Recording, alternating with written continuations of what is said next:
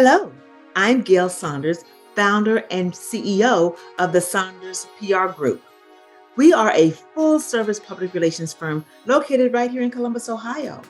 Our clients range from City of Columbus and a lot of the departments within the City of Columbus to Cedars-Sinai out in Los Angeles, California.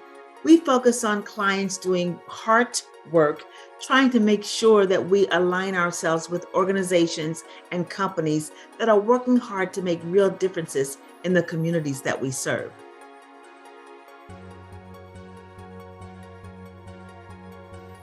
So the question is, why target your audience? When it comes to PR, and also it's a term used in marketing, we call that audience segmentation. And it's so important to segment your audiences because audiences hear things differently, their behaviors are different, and they receive information differently. So it's very important as you're developing campaigns that you really center on targeting your specific audiences.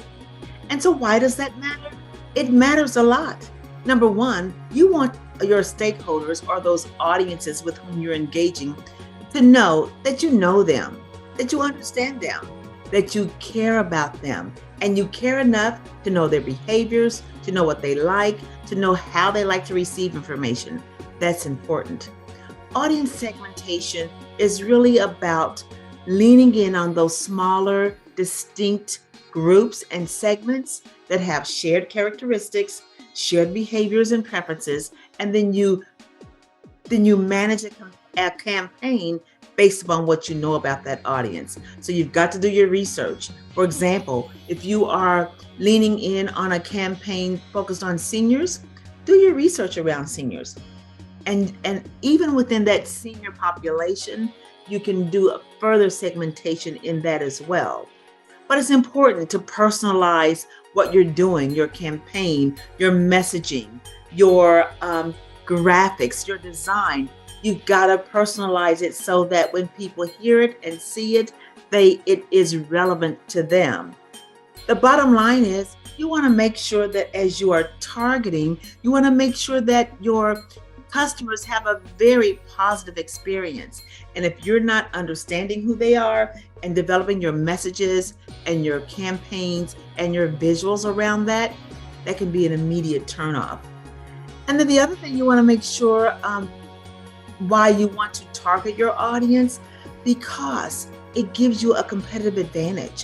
One of the things that we know, when people know you care, they will tune in, they will listen, and they will share. And that's very important. And one of the things that we want to make sure that you understand about audience segmentation is that when you're developing a campaign, when you're leaning in on a campaign, understanding and knowing your audience and developing your messages, whether it's email, graphics, video, that really speaks to them will make a difference.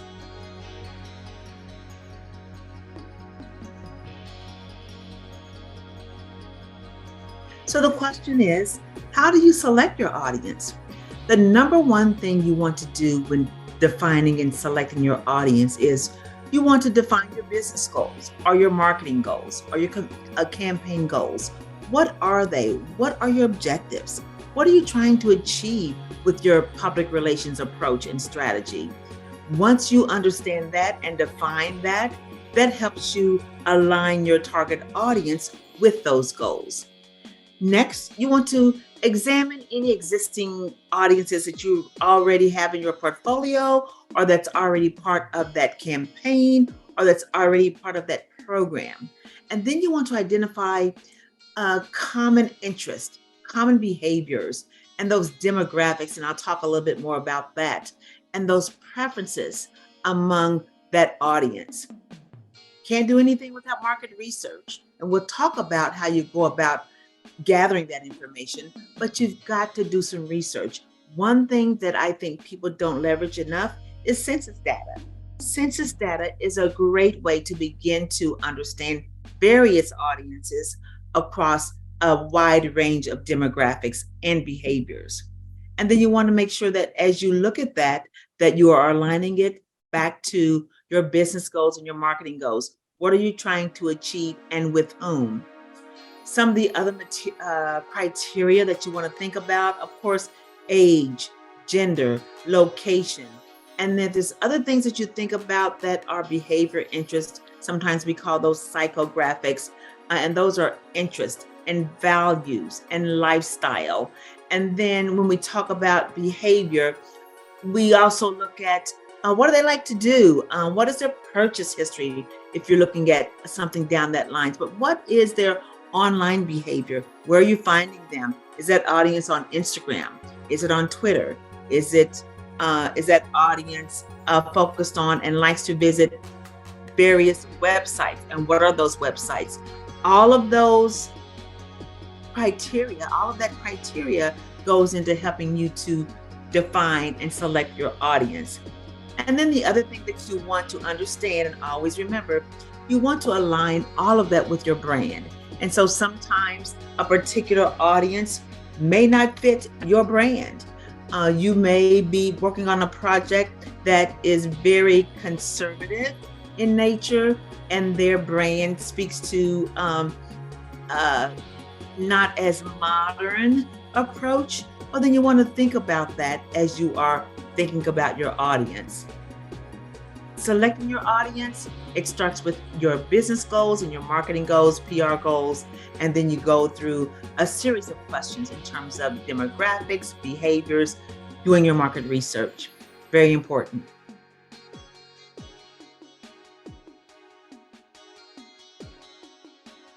So this question is about effectively researching your audience. How do you do that?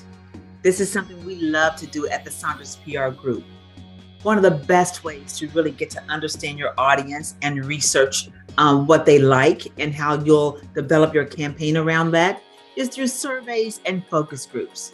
You can design surveys and focus groups to gather insights directly from your target audience. It's very important because it allows you to hear directly from them, get the type of messages that will resonate with them, the type of creative and graphics and videos that really will help them understand what you're trying to accomplish. And the other thing that's important when you do these surveys and questionnaires, you want to understand what channels are they in.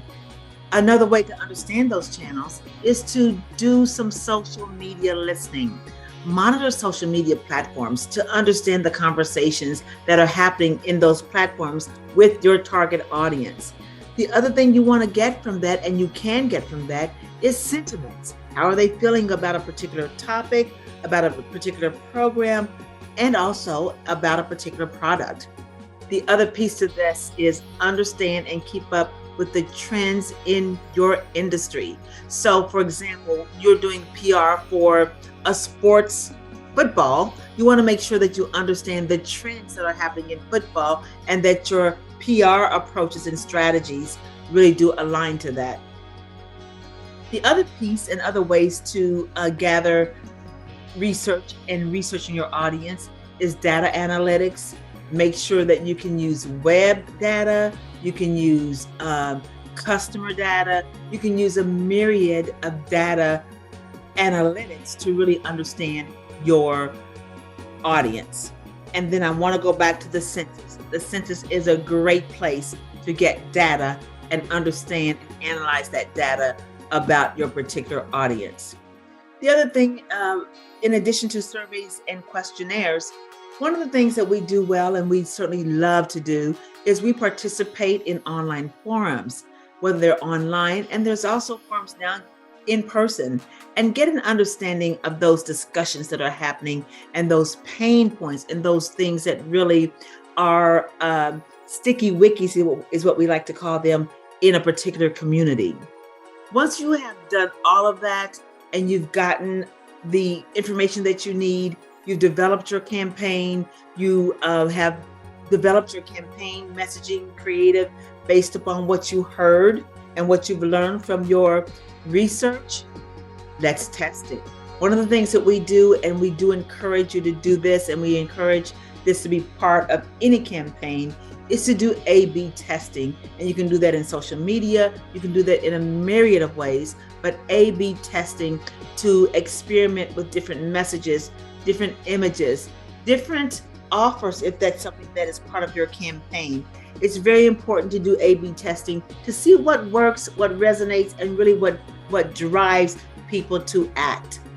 And finally, one of the things that we've done, and we've done it very effectively in our collaboration and partnership with Celebrate One, is feedback loop, real time, in the moment feedback from your particular audience. So we call in one of our groups, we call our feedback moms. And so with Celebrate One, we certainly have a loop where if we're doing anything new, anything fresh, we get that direct feedback from our moms. And so that's important to get that feedback once you develop a campaign. So once you've done it, it doesn't mean you're done. You've got to test it, you got to retest it.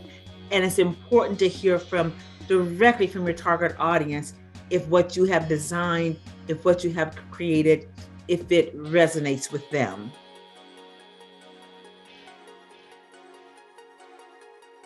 So as I close today, I want to leave you with some thoughts and ideas about skills that are most relevant to what you are going to be doing in your future. The skills that you're going to need to continue to propel, grow, and remain relevant in this public relations arena. So one of the things that we all know, you must have strong communication skills. Goes without saying, not only verbally, but also your written communications must be top par. And then when I talk about written communication skills, I really want you to think about how you craft compelling press releases, pitches, blogs, and social media content. Because at the end of the day, it really is about storytelling. How do I tell a story that resonates with the audiences that I am targeting? It really helps to help them have a connection with what we're doing. Crisis communications. You got to be ready when the crisis comes. Got to be able to understand what to say, when to say it, and how to say it. So that's very important as we think about public relations and the skills that you need today. Digital literacy. Enough said. You've got to be proficient in the digital platforms, understanding social media management, really understanding those data analytics that help to drive what you're creating in social media. And then also really understanding how you really align that social media to metrics that you can measure that really help to move the needle. Adaptability. The way that our communities are changing and the beautiful diversity that is our community across every spectrum, we've got to be able to adapt. Adaptability to the landscape that's changing, from what's happening in our world today to what's happening right in our backyard. We've got to be able to adapt. We must be open to learning new and emerging trends, and we've got to be able to move the needle and move on the dime when that happens. COVID taught us a lot. It really created opportunities for public relations firms to understand what pivoting is all about. We do a lot of community outreach and engagement in person. COVID taught us that we've got to learn how to be very creative and deliberate in the virtual realm. We did that, we adapted to that, and we remain relevant. You got to be able to understand what research is all about and use research to help drive your decision making to develop your campaigns. And then finally, I want to say time management, creativity. Okay, so I said finally, I was wrong. I've got a couple of more for you. So time management, with everything that's happening and how social media moves so much, we still have to manage our time because we want to be effective and make sure that we're delivering on what we said we were going to deliver. Big piece, creativity. We've got to find ways to continue to move in our creativity and really understand what trends are happening and be able to uniquely develop campaigns that are creative. I do want to finally leave you with this.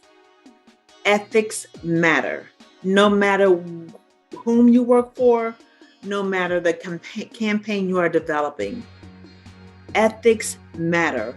And so as you begin to grow in your profession, I actually want to underscore the importance of having strong ethical practices in what you do in PR, including transparency, honesty, and integrity.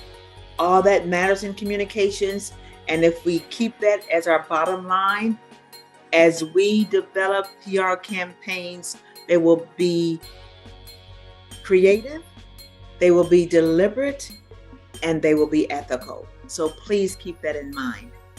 Thank you so much for giving us this opportunity to share our thoughts with you. We wish you the best on your journey to success in communications. Again, I am Gayle Saunders, and I am the CEO of the Saunders PR Group. You can reach us, and we encourage you to visit our website at thesaunderscompany.com. Again, that's thesaunderscompany.com. We're so excited for you and on your journey, and we look forward to great things coming your way. Thank you.